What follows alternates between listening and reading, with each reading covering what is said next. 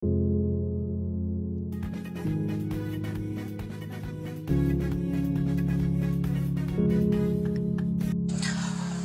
an Oromo first. Nuti Oromo da jechuun isaan maraachuu eegallaan daran maraachila jennee I am Oromo first jennee haa.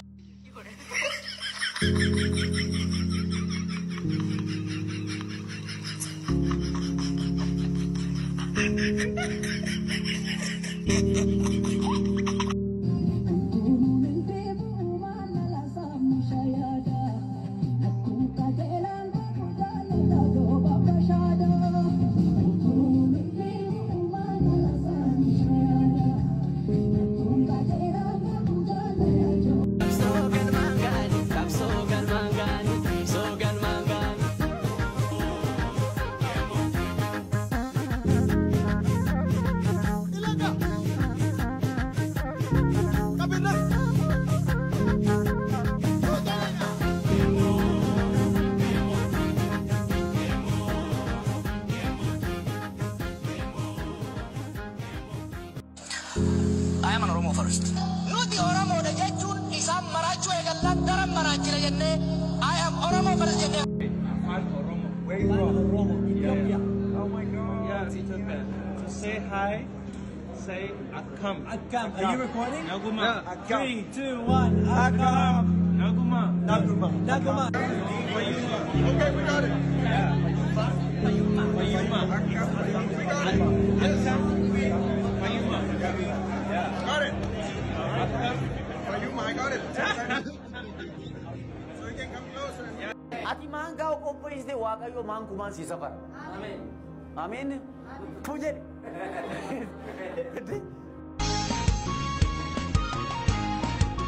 Ajaba. Shakoye.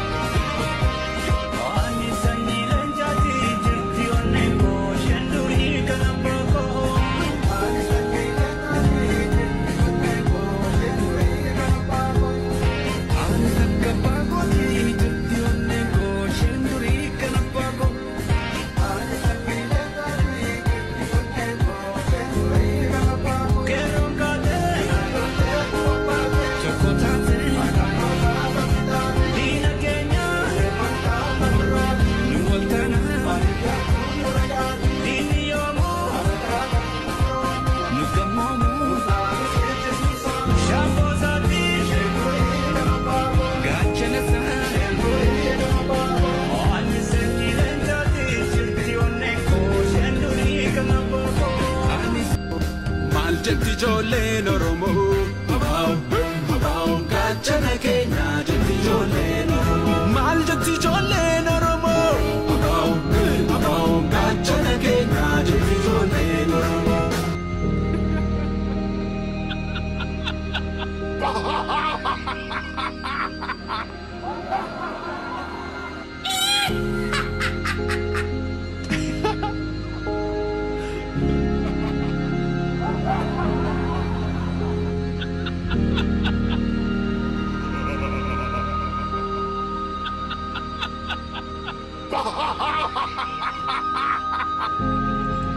Obbo Kaffaloo akka nagaa keessan. Akkam jirtani xeenaan keessan jira? Shigiriin hin jirtu na tayyatu. Oromummaa keessan irratti yaada muraasa ni jira. Tikikkilee jette. Ani Oromoon utuula qilinqilii tokkitti kan hin qabne. Ani nutu qilinqilii tokko kan hin qabne. Ani kun akkibaabii kanatti tawalladee addage. Ani Oromoo qulqulluu namni seenaa namaa intini jetti maannoo zaaga intini gooti. Taarikii namaa ballees jetti namni taarikii namaa xaffaati. Ani Oromoo nutu qulqulluu amma ani Oromoo ta'uu koo anna gaagarii koo irratti as tawaaluu dandeessa. Maqaa koo irratti as.